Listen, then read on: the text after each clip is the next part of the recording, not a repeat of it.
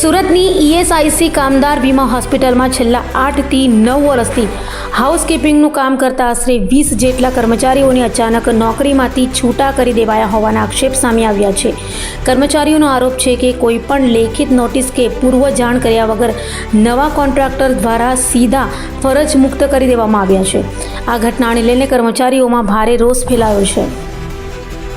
સુરતની ઈએસઆઈસી કામદાર વીમા હોસ્પિટલમાં લાંબા સમયથી ફરજ બજાવતા હાઉસકીપિંગ કર્મચારીઓએ ગંભીર આક્ષેપ કર્યા છે। કર્મચારીઓના જણાવ્યા મુજબ તેઓ છેલ્લા 8 થી 9 વર્ષથી હોસ્પિટલમાં નિયમિત કામગીરી કરતા હતા, છતાં નવા આવેલા કોન્ટ્રાક્ટરે તેમને કોઈપણ નોટિસ આપ્યા વગર અચાનક કામ પરથી દૂર કરી દીધા છે। કર્મચારીઓએ વધુમાં આક્ષેપ કર્યો હતો કે તેમનો નક્કી થયેલો પગાર આશરે 17,000 રૂપિયા હતો, પરંતુ તેમને માત્ર 10,000 રૂપિયા જ ચૂકવવામાં આવતા હતા। આ મામલે ઉચ્ચ કક્ષાએ રજૂઆત કર્યા બાદ દ્વેષભાવ રાખીને તેમને નોકરીમાંથી કાઢી મૂકવામાં આવ્યા હોવાનું તેઓ કહી રહ્યા છે।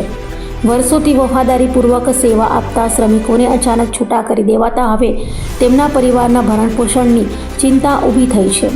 કર્મચારીઓએ ન્યાયની માંગ સાથે જવાબદાર લોકો સામે કાર્યવાહી કરવાની માંગ ઉઠાવી છે।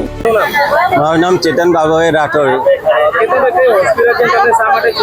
હવે હું અહીંયા 9 વર્ષથી જોબ કરું છું। 9 વર્ષની અંદર જેટલા બી કોન્ટ્રાક્ટ બદલાયા ત્યાં માણસ એ જ કોન્ટ્રાક્ટ બદલાય છે। આ જે હમણાં હાલમાં થયું છે, હમણાં જે કોન્ટ્રાક્ટ બદલાય તો અમને કોઈ જાણ કરે ને આજે અમને સવારથી ઘરેથી હું 5 વાગ્યાથી નીકળેલો નોકરી માટે। અહીંયા આવ્યો પછી મને ખબર પડી કે ભાઈ કોન્ટ્રાક્ટ પૂરો થઈ ગયો, તમને લેવામાં નહીં આવશે। હવે એ શાના માટે કે અમે જે મેં ઓનલાઈન કમ્પ્લેન કરી, અમારા પૈસા જે ખાતા અમારા પગાર તો 17,000, અમને મળતા સેલેરી 10,000 રૂપિયા। એના માટે મેં ઓનલાઈન કમ્પ્લેન કરેલું હતી।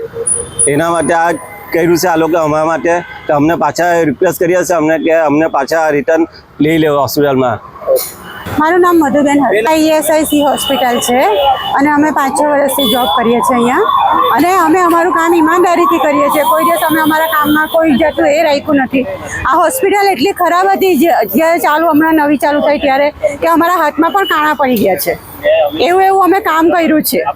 આખા પેલા ફ્લેટ બન્યા છે એ પણ બધા અમારી પાસે સાફ સફાઈ કરાવ્યા છે, અને આજે અચાનક અમને ના પાડી દીધી। ખાલી અમને કાલે શનિવારે એટલું જણાવેલું કે તમારા નવા સુપરવાઇઝર આવશે, અને આજે નવા સુપરવાઇઝર આવ્યા એણે અમને એમ કહી દીધું કે તમે કોઈ જોબ પર જોઈએ નહીં, મને ઉપરથી ઓર્ડર આવેલા છે કે નવા માણસોને લેવાના છે। શું માંગે છે તમારી? અમારી એ જ માંગણી છે કે અમને પાછા નોકરી પર રાખી દે।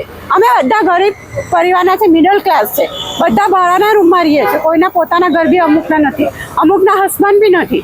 અમારે અમારા છોકરાઓની ફી ભરવાની, ભાડું ભરવાનું, કઈ રીતે અમે અમારું જીવન કરીએ? અમે કેટલી મહેનત કરી છે આ હોસ્પિટલમાં, અમારી કામચોરી અમે કરી નથી, છતાં પણ અમારી સાથે આવો અન્યાય કરે છે।